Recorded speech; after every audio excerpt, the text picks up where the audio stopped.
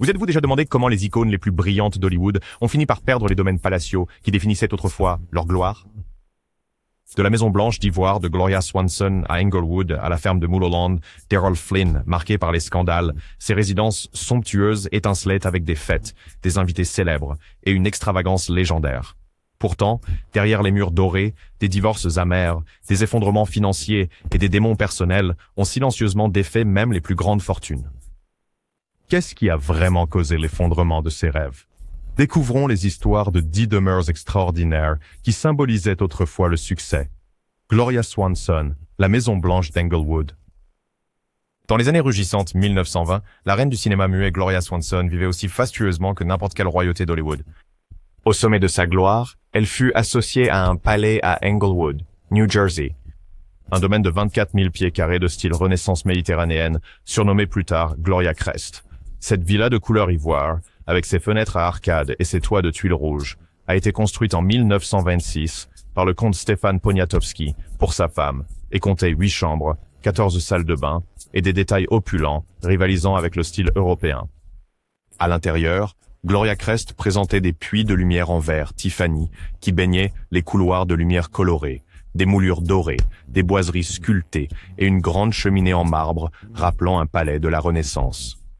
Des jardins exotiques avec des arbres rares s'étendaient sur 5 acres entourés de grilles, comprenant un lac artificiel, des cascades, un kiosque sur une île et même une volière. Swanson, elle-même, n'a pas commandé la construction du domaine, mais en 1929, un coup du sort a mis ce manoir entre ses mains. Après le krach boursier, le comte Stéphane a perdu sa fortune et a vendu le domaine à Joseph P. Kennedy Sr., qui était l'amant secret et conseiller financier de Swanson. Kennedy, à son tour, a offert le manoir à Gloria Swanson au sommet de leur liaison. Pendant un certain temps, l'actrice a profité de la grande vie ici, organisant des soirées élégantes dans les salons de la taille d'une salle de banquet et se promenant devant les cascades de 9 pieds et les bassins réfléchissants qui ornèrent le domaine. Mais le style de vie extravagant de Swanson la rattrapait. Dès 1927, elle était déjà en difficulté financière à cause d'erreurs de carrière et de dépenses somptuaires, réduites à seulement $65 dans son compte en banque. L'implication de Kennedy s'est révélée à double tranchant. Bien qu'il ait financé son film, Queen Kelly, le chaos de la production a fait grimper les coûts et générer un scandale. Au début des années 1930, leur partenariat s'est dégradé au milieu de soupçons mutuels de fraude et de trahison. Finalement, le domaine de contes de fées de Swanson a échappé alors que les factures s'accumulaient et que l'affaire a pris fin. Le manoir d'Englewood passa discrètement à de nouveaux propriétaires durant les années 1930 alors que Gloria peinait à rembourser ses dettes. Comment elle s'en est séparée reste entourée de rumeurs, mais sa présence là-bas cessa brusquement. Ce que nous savons, c'est que la femme qui dépensait autrefois des millions dans les années 1920 était essentiellement fauchée au milieu des années 30. Swanson a dû licencier le personnel, vendre des biens et se retirer de son palais. La Maison Blanche d'Englewood, avec toute sa splendeur coûteuse, est devenue juste un autre bien liquidé à la suite de sa ruine financière. Des décennies plus tard, le manoir lui-même est tombé en ruine. Errol Flynn, le scandaleux Mulholland Farm. Le flamboyant acteur de film Errol Flynn personnifiait l'excès hollywoodien dans les années 1930 et 40. Et nulle part cela n'est plus évident qu'à Mulholland Farm, le célèbre domaine perché sur une colline qu'il a construit comme son terrain de jeu personnel. En 1941, au sommet de sa carrière, avec des succès comme Captain Blood et les aventures de Robin des Bois, Flynn, âgé de 32 ans, acheta 11,5 acres de terrain de premier choix dans les collines d'Hollywood, sur Mulholland Drive. Là, il entreprit de concevoir un manoir de style ranch à 2 étages, qui était à la fois une ferme de gentleman et un palais de plaisance. Le résultat, achevé en 1942, était une maison coloniale californienne de 4000 pieds carrés, avec des murs en planches blanches et un agencement dédaléen. Elle comportait des touches typiquement américaines, ainsi que des ajouts décadents, comme une maison de casino séparée pour le jeu à enjeu élevé. Flynn n'a pas regardé à la dépense pour personnaliser la maison. Il a dépensé une fortune dans des améliorations secrètes, allant même jusqu'à engager des artisans de Warner Brothers pour installer des passages secrets derrière les murs. Il a notamment équipé certaines pièces de miroirs sans teint et de Judas, permettant à l'acteur de surveiller les invitées féminines depuis un loft dissimulé ou d'observer furtivement à travers un miroir au-dessus d'un lit d'invités. Ces caractéristiques scandaleuses, révélées plus tard dans la presse comme le miroir sans teint d'Errol Flynn, ont cimenté l'infamie de la maison. La ferme Mulholland devint rapidement le théâtre de fêtes légendaires d'Hollywood. Chaque dimanche, Flynn ouvrait ses portes pour un open house. Réjouissance de la maison. Le salon était rempli de starlets et de gros bonnets de studio sirotant des cocktails. Dans le casino attenant, on pouvait trouver de l'alcool à flot et des parties de poker où des fortunes changèrent de main. Un récit extravagant raconte même comment le cadavre de l'acteur John Barrymore a été volé et placé dans le bureau de Flynn comme une farce macabre par des amis ivres. Le scandale a véritablement secoué Mulholland Farm en 1942 lorsque 2 filles mineures ont allégué que Flynn les avait séduites dans son domaine et à bord de son yacht. Le procès pour viol statutaire qui en a découlé a transformé la maison en quartier général juridique. Bien qu'il ait finalement été acquitté, les frais juridiques et la publicité attirée ont marqué le début de la spirale financière et personnelle descendante de Flynn. À la fin des années 1940, les fissures dans la vie enchantée d'Errol Flynn s'étaient propagées jusqu'à Mulholland Farm. Sa première femme, l'actrice Lily DeMita, avait divorcé de lui en 1942 et obtenu une pension alimentaire substantielle pour leur fils. Flynn avait choisi de lui verser en mensualité plutôt qu'en une somme forfaitaire, même s'il dépensait de l'argent pour terminer la maison, une décision qui finirait par lui coûter la maison, a noté un biographe. Flynn manquait fréquemment les paiements de $1000 et une Lily enragée le traînait de nouveau devant le tribunal à plusieurs reprises. Pendant ce temps, les dépenses somptuaires de Flynn continuaient sans relâche. Il faisait la fête et buvait sans modération, dépensant son argent aussi vite qu'il le gagnait. Les dettes fiscales croissantes et les frais juridiques l'ont finalement poussé au bord du gouffre. En 1953, un Flynn brisé a quitté les États-Unis pour l'Europe, à la recherche de tout travail cinématographique, pouvant payer ce qu'il devait en arriérés d'impôts et dettes envers DeMita. Il n'est jamais revenu vivre à Mulholland. DeMita a finalement obtenu un jugement de la cour contre lui et a pris possession de la ferme bien-aimée pour satisfaire la pension alimentaire impayée. La propriété qui avait connu tant d'excès fut bientôt vendue par Lily. Flynn perdit littéralement le toit au-dessus de sa tête à cause de l'ex-femme qu'il avait essayé de léser. Ainsi, le ranch de fête sur Mulholland prit fin alors que la fortune de Flynn s'écroulait. Marion Davis, Ocean House sur la plage. L'actrice hollywoodienne Marion Davis, star de l'ère du muet et maîtresse de longue date du magnate de la presse William Randolph Hearst, régnait sur l'une des résidences les plus extravagantes des années 1920. Ocean House, son terrain privé en bord de mer sur la côte d'or de Santa Monica. Ce domaine était le grand cadeau de Hearst à Davis, un vaste complexe de 5 acres, achevé en 1929 et conçu par l'architecte Julia Morgan. Au début des années 1930, Ocean House faisait parler d'elle à Hollywood. Ce n'était pas juste un manoir, c'était pratiquement une station balnéaire en soi.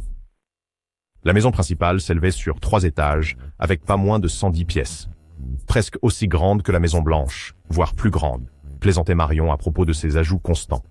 4 maisons d'hôtes supplémentaires parsemaient le domaine pour accueillir sa famille et ses amis VIP, et un personnel de 32 domestiques s'assurait que tout fonctionnait.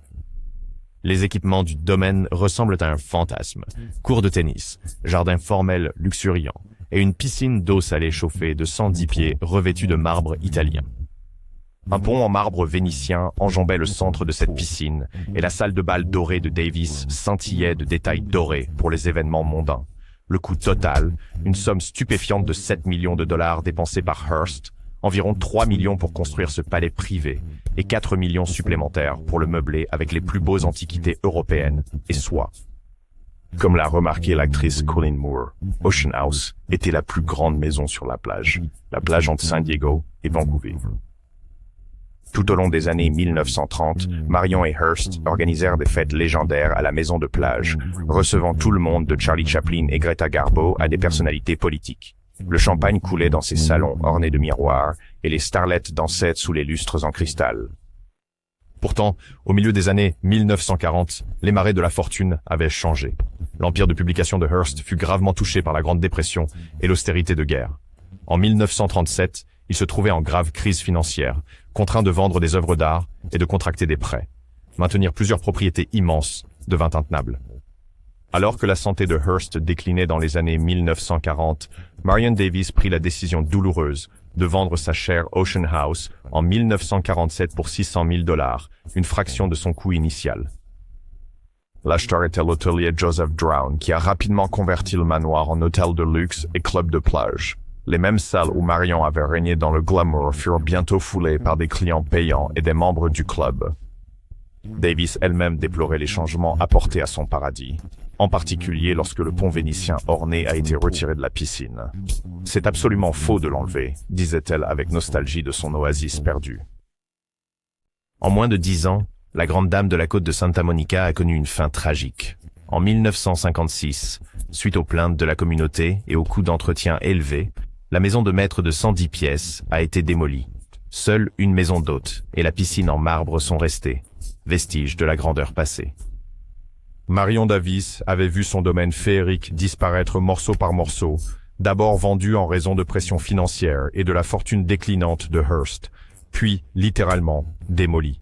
À sa mort en 1961, le site était passé aux mains de l'État de Californie pour devenir finalement un complexe de plage publique.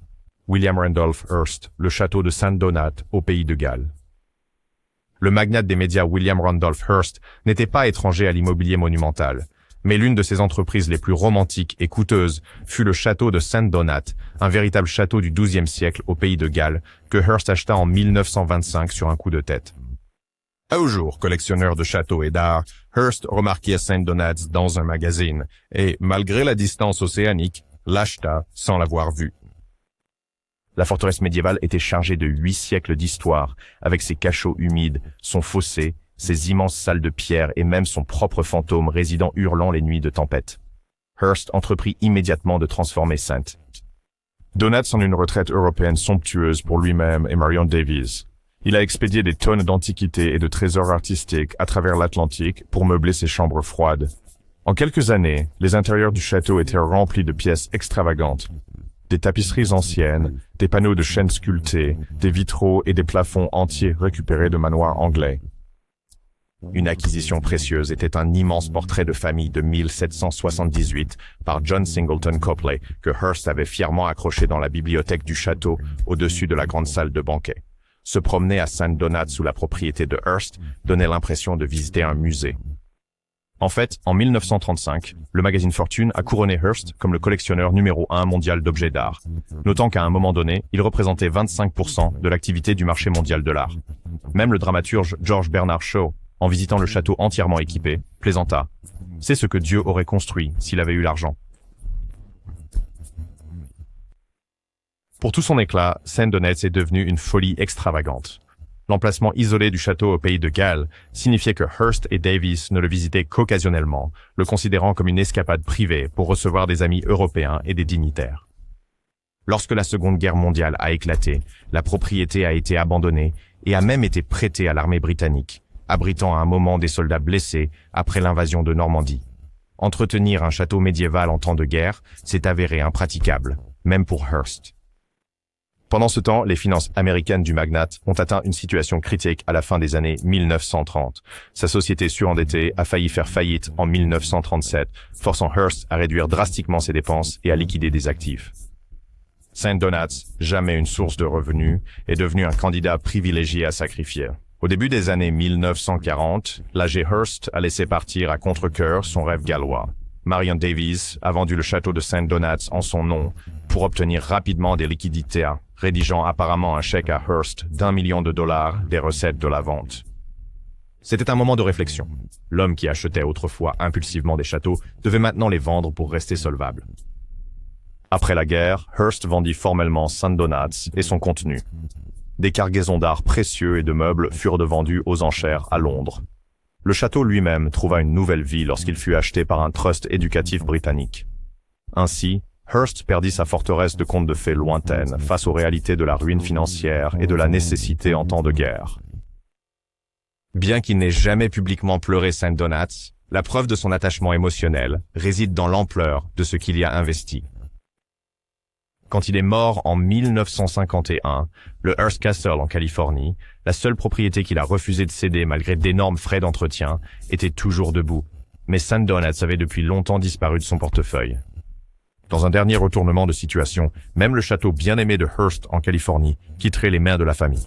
Avec un entretien intenable, la Hearst Corporation l'a donné à l'État de Californie en 1958, quelques années après sa mort.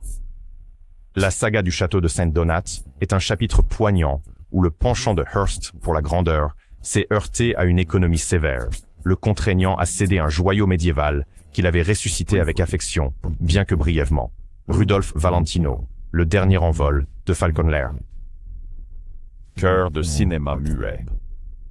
Rudolph Valentino a insufflé sa nature romantique dans la conception de la maison de ses rêves. Falcon Lair, un domaine isolé de Beverly Hills, perché en haut de Benedict Canyon.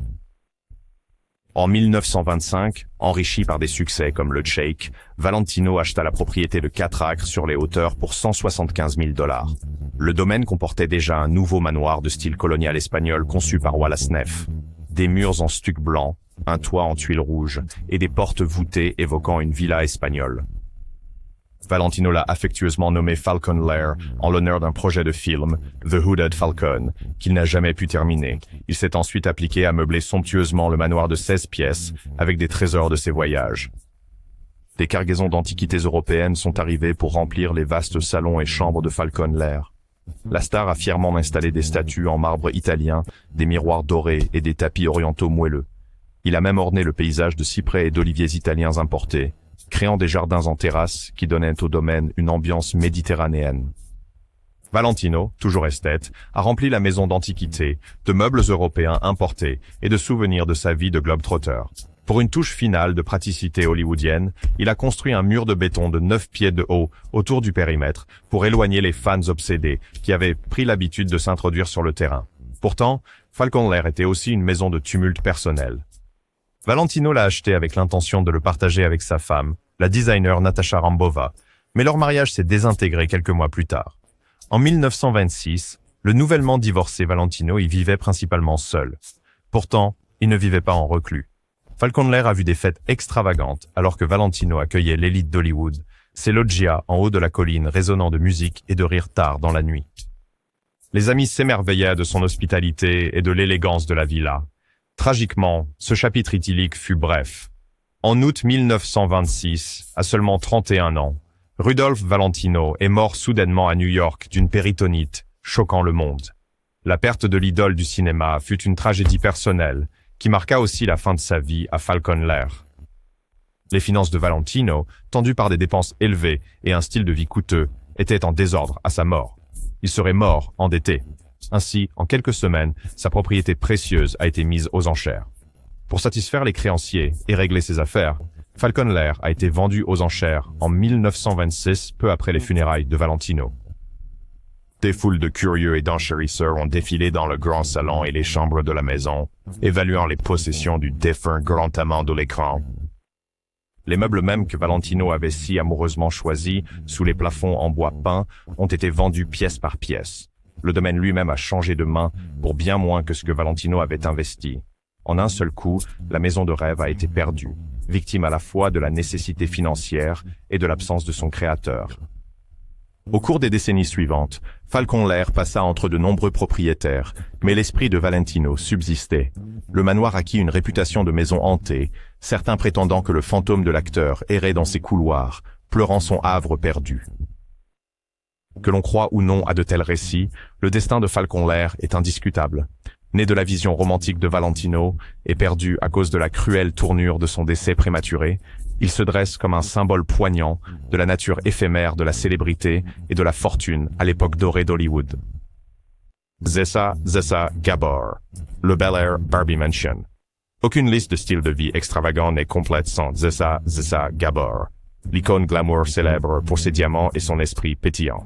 En 1973, Zessa a acheté un manoir de style Régence française à Bel Air, une enclave huppée de Los Angeles. Peinte en jaune canari et perchée sur une colline avec une vue panoramique sur la ville, la maison est devenue sa résidence chérie pour les 4 décennies suivantes. Gabor n'a pas perdu de temps pour imprimer sa marque personnelle sur la propriété. Au cours des années 1980, elle a commandé une rénovation majeure, ajoutant un niveau entier de salle de bal au-dessus de la maison, qui était à l'origine de plain-pied. Cet étage supérieur, accessible par un grand escalier, était décoré comme un nightclub de Monte-Carlo, un espace de divertissement glamour, avec un bar complet, un mur de fenêtres ouvrant sur une terrasse, et une ambiance cravate noire pour les innombrables soirées que Zaza aimait organiser. Les intérieurs du manoir reflétaient son goût baroque. Elle a rempli chaque pièce de décor opulent, de meubles antiques français dorés, de lustres en cristal, et même d'un piano doré dans le salon. Un placard est devenu légendaire, contiendrait 5000 robes et tenues de soirée, une pièce entière consacrée à sa somptueuse garde-robe. Et en effet, la liste des invités était aussi dorée que les meubles. La reine Elisabeth II a pris le thé dans le salon de Zaza. Les présidents américains Ronald Reagan et George H.W. Bush dînait sous ses lustres, et Elizabeth Taylor passait pour des soirées. Ce manoir est également accompagné de sa propre légende hollywoodienne. Selon la nécrologie du New York Times de Zaza, le domaine a été construit par Howard Hughes et anciennement possédé par Elvis Presley. Pour Zaza, c'était le symbole ultime d'avoir réussi dans la société hollywoodienne malgré ses origines hongroises. Elle adorait tellement cette maison qu'elle nageait nue dans sa piscine chaque matin et posait souvent pour des photos de presse dans ses jardins bien entretenus. Cependant, avec les années, le glamour a cédé la place à une réalité sombre. Dans les années 2010, la santé de Gabor était en fort déclin. Elle était alitée après une blessure à la hanche et une amputation de la jambe, et les factures médicales s'accumulaient. L'ancienne grande hôtesse ne pouvait plus recevoir, et son 9e mari, Frederick von Anhalt, avait du mal à entretenir la propriété coûteuse et les soins infirmiers 24 heures sur 24. Un conflit familial a éclaté lorsque von Anhalt a décidé de vendre le manoir de Bel Air en 2011 pour couvrir les frais, un acte auquel s'est opposée la fille de Zaza, Francesca Hilton. Dans un marché douce amère, la maison a été vendue à des investisseurs pour 11 millions de dollars en 2013, à condition que Zaza puisse y vivre jusqu'à la fin de sa vie. Essentiellement, le domaine Gabor avait disparu, vendu par nécessité financière et à cause de dettes de santé croissantes, bien qu'elle soit toujours sous son toit. Lorsque Zaza Gabor est décédée en 2016 à l'âge de 99 ans, elle l'a fait dans la maison qu'elle avait chérie mais ne possédait plus. Les nouveaux propriétaires n'ont pas perdu de temps. Après sa mort, ils ont démoli des parties de la structure pour laisser place à la réhabilitation. Ainsi se termina la saga du palais de Zaza, un lieu de soirées cocktails innombrables et de visites de célébrités, finalement sacrifié pour payer le dernier chapitre de sa vie. Le contraste dramatique entre l'hôtesse mondaine fougueuse et sa sortie discrète d'un lit d'hôpital sous contrainte financière souligne comment, même pour les fabuleusement riches d'Hollywood, la fortune peut changer en un instant. Johnny Weissmuller, le paradis perdu de Tarzan. En tant que Tarzan chez les singes, Johnny Weissmuller se balançait sur des lianes de jungle. Et en tant que star hollywoodienne, il visait les sommets, construisant un domaine unique en son genre dans le Bel Air des années 1930. Fraîchement auréolé de gloire olympique en natation et d'un nouveau statut de star de cinéma, Weissmuller engagea l'architecte Paul R. Williams pour concevoir la maison de ses rêves, au 414 route Saint-Pierre, un palais italien rose situé sur 3,5 acres vallonnés. Achevé en 1932, le manoir était un vaste mélange de 8700 pieds carrés de style de la Renaissance méditerranéenne. Partie Renaissance italienne, partie coloniale espagnole, avec des murs en stuc blanc et un toit en tuiles rouges. Mais Weissmuller lui-même a eu une influence énorme sur le design. Homme au goût démesuré, il a demandé des caractéristiques qui reflétaient son personnage de jungle à l'écran et son amour de la technologie moderne. La plus célèbre était la piscine serpentiforme de 300 pieds qui serpentait autour de la maison comme un lagon tropical. Alimentée par une cascade électrique et enjambée par des passerelles décoratives, ce n'était pas une piscine ordinaire. Elle serpentait habilement à travers les jardins paysagers, suffisamment grande pour que Weissmuller y aurait apparemment pagayé un petit bateau. Le Los Angeles Times a appelé la propriété un jardin international pour sa vaste gamme de plantes rares, terrasses et même un canal de style vénitien.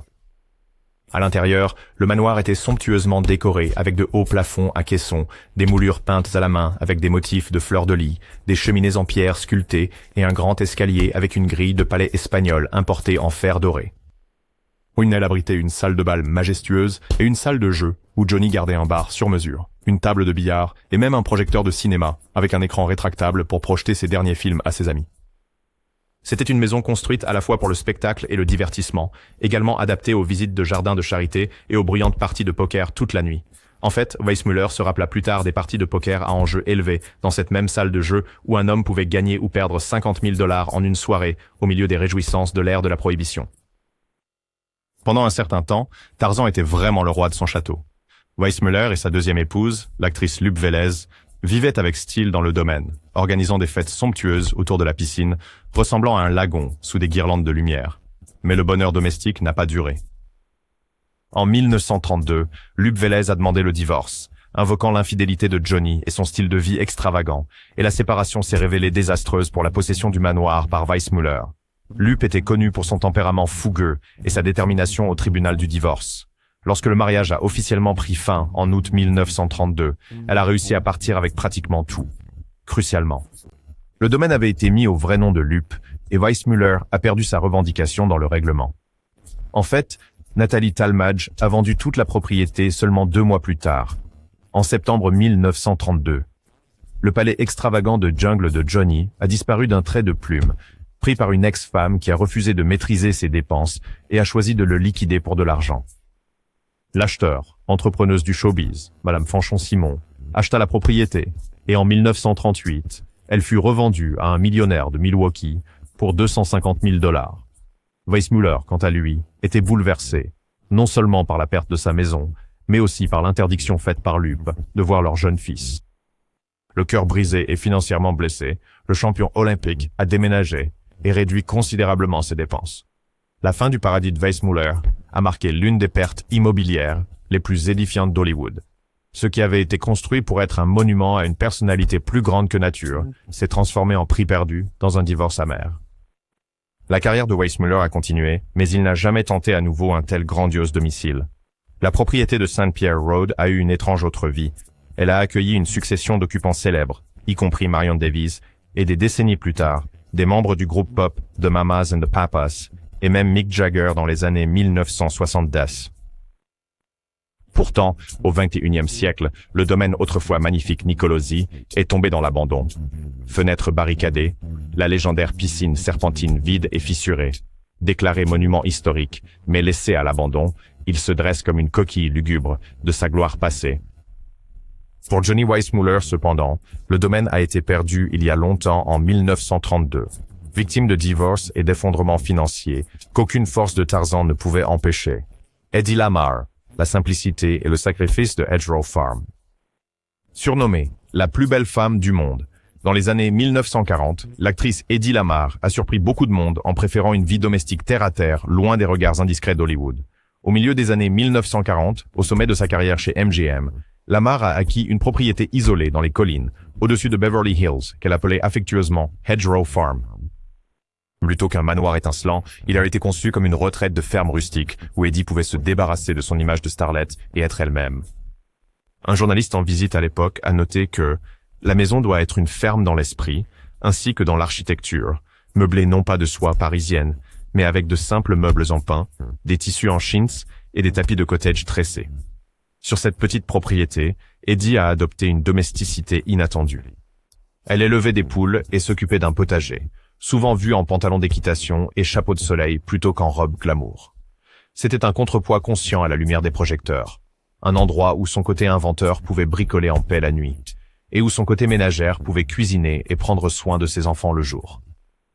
En effet, Hedgerow Farm est l'endroit où Lamar a élevé ses 3 jeunes enfants à la fin des années 1940, leur offrant une enfance sans formalité ni prétention, comme l'a décrit un magazine de la maison chaleureuse.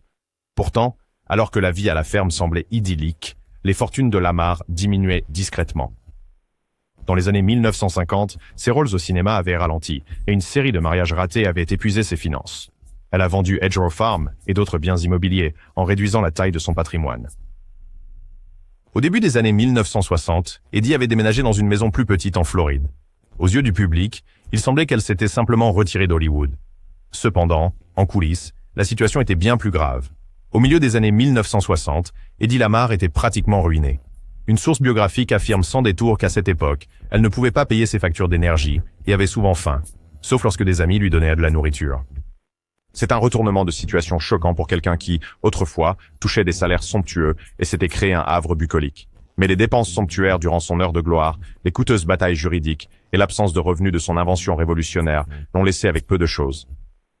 Lamar a même eu quelques arrestations embarrassantes pour vol à l'étalage en 1966 et 1991, qu'elle a vigoureusement niées, mais qui ont mis en lumière sa détresse financière. La ferme Hedgerow a probablement été vendue dans les années 1950 alors que la situation de Eddie se détériorait. Un élément de preuve, l'actrice Anne Margaret et son mari Roger Smith ont acheté l'ancienne maison de Lamar dans Benedict Canyon à la fin des années 1960, indiquant que Eddie l'avait laissé partir. Ainsi, le refuge serein dans lequel elle avait mis ses espoirs fut perdu, non pas à cause du scandale ou du divorce, mais à cause de la lente érosion de la ruine financière et du retrait de la célébrité. Dans ces dernières années, Lamar vivait seule dans un modeste appartement de banlieue à Orlando, loin de toute ferme ou manoir, communiquant avec le monde principalement par téléphone. Lorsqu'elle est décédée en En 2000, elle a laissé un patrimoine évalué à environ 3,3 millions de dollars, une fraction de ce que possédaient ses pères, et en grande partie issue d'un paiement pour une invention tardive, plutôt que de ses revenus autrefois grandioses à Hollywood. L'histoire de Hedy Lamarr est subtile dans notre liste. Son remodelage de manoir était en fait une simplification, transformant une maison élégante en ferme, et la perte est survenue par une vente discrète, plutôt qu'une saisie spectaculaire. Mais à sa manière, c'est tout aussi dramatique. La brillante star qui autrefois aspirait à la simplicité a terminé ses jours dans l'obscurité, ayant sacrifié sa maison et son style de vie chéri pour survivre quand les projecteurs se sont éteints. Howard Hughes, l'ermite du manoir Muirfield. L'excentrique milliardaire Howard Hughes a vécu dans de nombreux endroits, suites d'hôtels en penthouse, auberges du désert, voire des bungalows secrets. Mais dans sa jeunesse, Hughes maintenait un domaine opulent qui symbolisait son embrassement initial de la vie mondaine de Hollywood, seulement pour l'abandonner lorsque sa fameuse réclusion s'installa. Cette résidence était un manoir colonial espagnol de 30 pièces à Hancock Park, Los Angeles, construit en 1926 par l'architecte Roland E. Cote. Hughes est arrivé à Hollywood à la fin des années 1920 avec une fortune pétrolière et de grands rêves. Et en 1928, il avait emménagé avec sa première épouse, Ella, dans cette maison impressionnante sur Muirfield Road. Le domaine était une hacienda californienne classique, avec des murs blancs de style adobe, un toit en tuiles rouges et une aile de bibliothèque spectaculaire sur 2 étages. Entouré de pelouses bien entretenues et situé juste à côté d'un parcours de golf, c'était une propriété immobilière enviable dans un quartier prestigieux. À l'intérieur, le manoir reflétait le luxe des années 1920. Un large balcon en porte-à-faux traversait la cour centrale, surplombant une fontaine carrelée.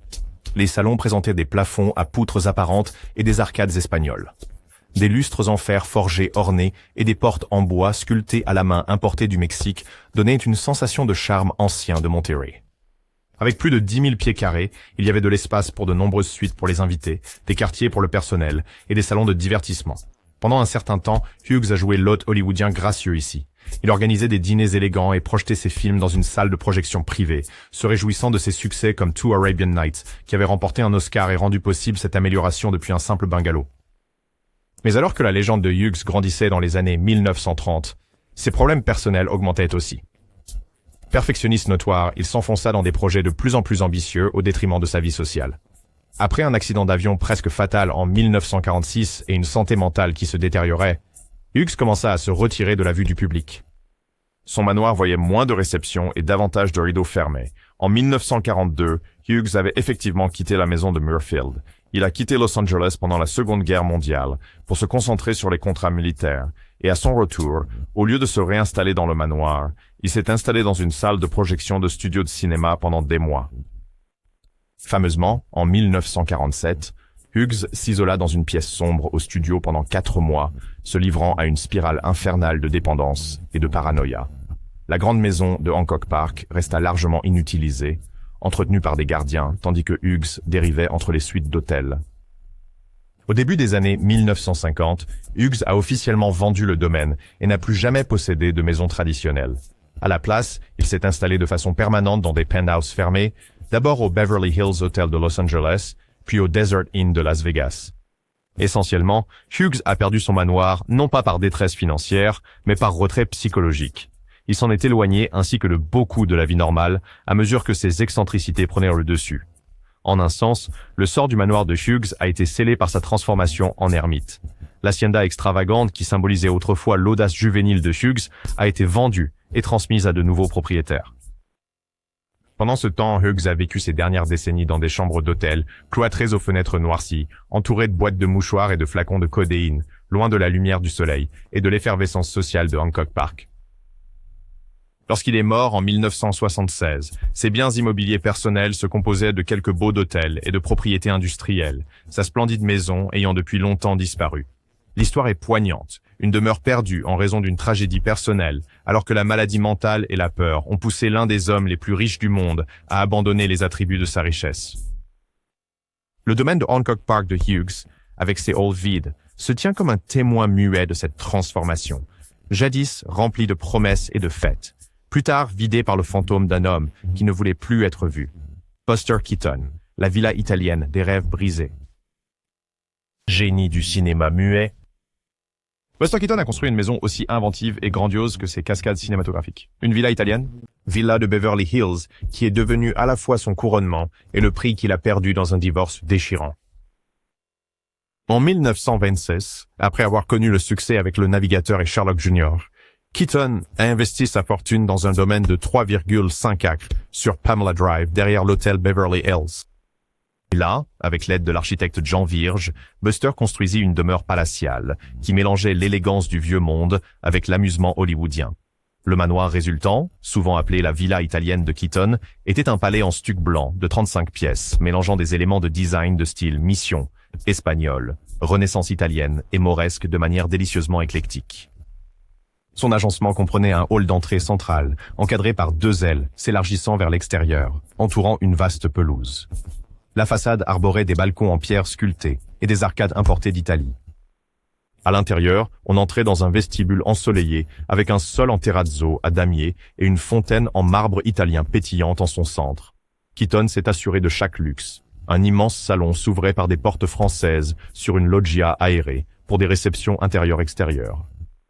Il y avait une bibliothèque avec des panneaux en bois, une véranda remplie de plantes exotiques, et une salle à manger formelle avec un plafond à poutres peintes à la main et des fenêtres à la française, donnant sur le jardin. Un grand escalier menait aux appartements privés de la famille. La suite principale de Buster occupait toute une aile, avec une entrée secrète à l'extérieur et une armoire à alcool caché. Après tout, la prohibition était toujours en vigueur. Sa femme, Nathalie Talmadge, revendiqua l'aile opposée, qui comprenait une immense garde-robe pour ses tenues couture, une salle de bain en marbre rose avec des éléments plaqués or et un boudoir digne d'une reine. Le terrain du domaine était tout aussi spectaculaire. Keaton fit installer une piscine de style romain avec un fond en mosaïque, si élégante qu'elle ressemblait au bassin d'une ancienne maison de bain. Les jardins ont été aménagés par Beverly Hills Nurseries, avec des vergers d'agrumes, des parterres de roses et des haies d'arbustes parfumés. Compte tenu de l'amour de Buster pour les sports et les jeux, il a également ajouté une salle de billard, avec une table de billard à effet et un système de projection pour projeter ses films pour des amis. Le week-end, la Villa Keaton devenait le centre des fêtes. Des parties de poker légendaires faisaient rage dans la salle de jeu, et des stars comme Charlie Chaplin et Douglas Fairbanks étaient des invités réguliers, puisqu'ils habitaient à proximité. Pendant un temps, ce grand domaine symbolisait l'empire comique de Buster et son bonheur personnel. Lui et Nathalie avaient 2 jeunes fils qui gambadaient dans ce grand jardin, et l'avenir semblait radieux. Puis vint la chute. La fin des années 1920 a apporté des bouleversements personnels et professionnels. Le studio indépendant de Keaton a été repris par MGM, restreignant sa liberté créative, et il a commencé à boire beaucoup sous le stress. Nathalie, frustrée et habituée au luxe, est devenue distante. En 1932, elle a demandé le divorce, et ce fut un coup dur. Nathalie Talmadge n'a pas seulement quitté Buster, elle l'a ruiné. Dans le règlement du divorce, Nathalie a obtenu la garde complète de leur fils et, ce qui est crucial, elle a acquis l'intégralité de la propriété de Beverly Hills, qui, dans une erreur fatale de Buster, avait été mise à son nom. Buster Keaton a perdu sa villa italienne, pratiquement du jour au lendemain. En septembre 1932, juste 2 mois après le jugement de divorce, Nathalie a vendu la maison et le terrain à la famille d'un directeur de danse de MGM. Keaton était interdit de remettre les pieds sur la propriété qu'il avait conçue et aimée. Le comédien, qui avait autrefois valu des millions, s'est retrouvé avec presque rien. Nathalie avait même vidé leur compte commun. Dévasté, Buster s'enfonça davantage dans l'alcoolisme, se retrouvant à un moment dans un sanatorium. Il a plus tard dit de cette période: « Je me suis plongé dans la bouteille, et pendant 3 ans, je me fichais de vivre ou de mourir. I'm out. » La villa qui aurait dû être son héritage est devenue un rappel douloureux de ce qu'il avait perdu en raison du divorce et de l'effondrement financier. Dans les années suivantes, Keaton retrouva le succès professionnel et trouva le bonheur dans une maison plus petite, mais il ne posséda plus jamais un domaine d'une telle envergure. La villa italienne changea de main plusieurs fois. En 1938, elle fut vendue pour $250 000, dans un échange impliquant de l'argent et des terres. Au fil du temps, sa renommée a diminué, et dans les années 1950, elle n'était plus largement reconnue comme la maison de Keaton. Finalement, comme beaucoup de vieux monuments d'Hollywood, le manoir a été démoli dans les années 1950 et son terrain a été loti pour de nouvelles maisons. Aujourd'hui, seul le nom de la rue Pamela Drive et des photos d'archives rappellent sa gloire d'antan. La destruction de l'immense domaine, longtemps après que Buster l'ait perdu, ressemble à un épilogue de sa tragédie, l'effacement physique d'un rêve. Keaton lui honneur, mais la villa italienne est restée celle qui a échappé. Même a vécu jusqu'en 1966, retrouvant une certaine